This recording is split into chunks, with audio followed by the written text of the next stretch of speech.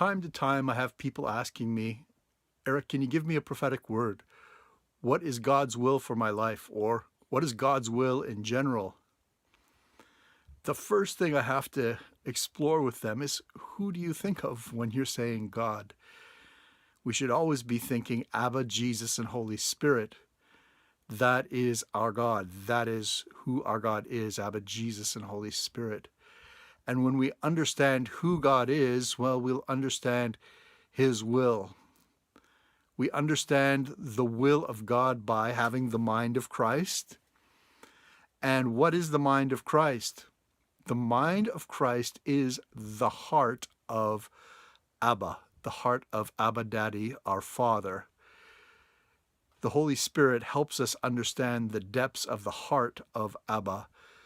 It is from the depths of Abba that Holy Spirit teaches us. One time when I was sleeping, I had this experience where I heard the voice of Abba telling me, "Son, I'm giving you a brain transplant. I'm taking out your brain and I'm replacing it with my heart."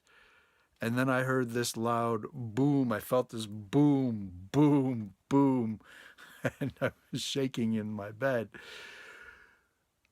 That was the key for me. That experience was a huge life changer for me, realizing I had been using my own brain far too much and that I needed to think with my Father's heart, which is the mind of Christ. And what does the Father's heart think? Out of the heart we think, and it's out of our Father's heart we should be thinking. Well, Jesus showed us exactly what the Father's heart is thinking for His children. I ask not only on behalf of these, but also on behalf of those who will believe in me through their word, that they may all be one. As you, Abba, are in me, and I am in you, may they also be in us, so that the world may believe that you have sent me. The glory that you have given me, I have given them, so that they may be one as we are one. I in them and you in me, that they may become completely one, so that the world may know that you have sent me and have loved them even as you have loved me. We are completely, perfectly one.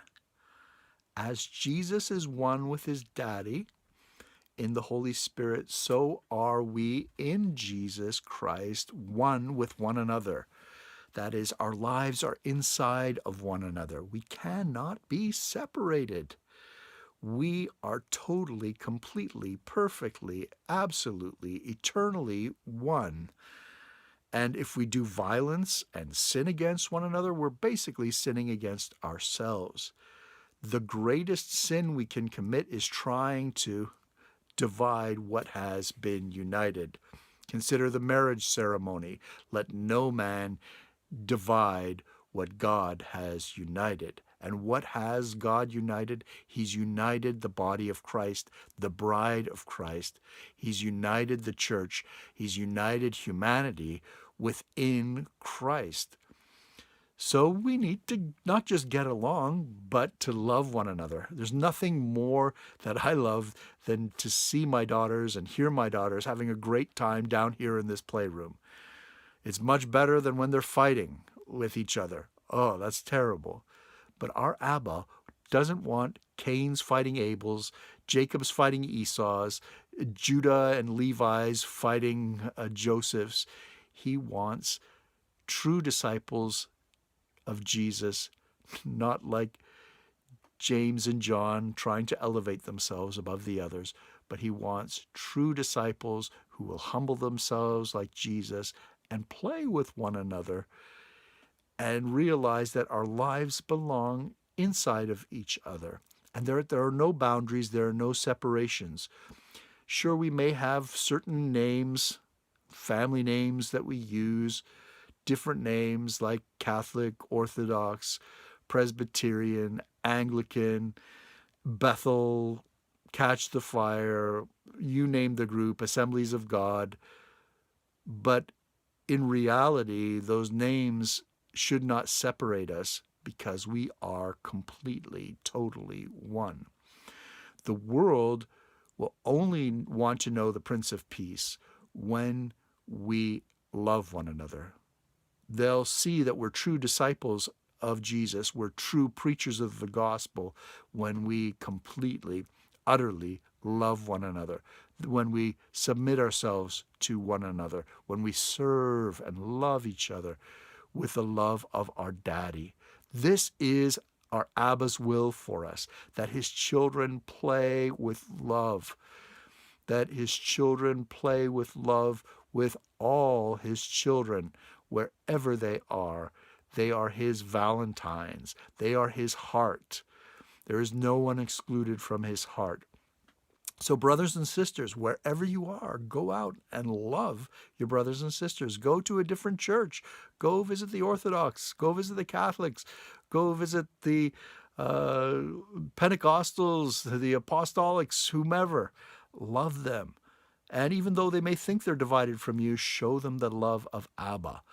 And let's watch those mental walls of our mind, her rationalistic ways of thinking, start to disappear as Abba's love manifests. You beat his heart loudly. Holy Spirit playing the drum of Abba's heart. Boom, boom, boom. Jesus, Jesus, Jesus.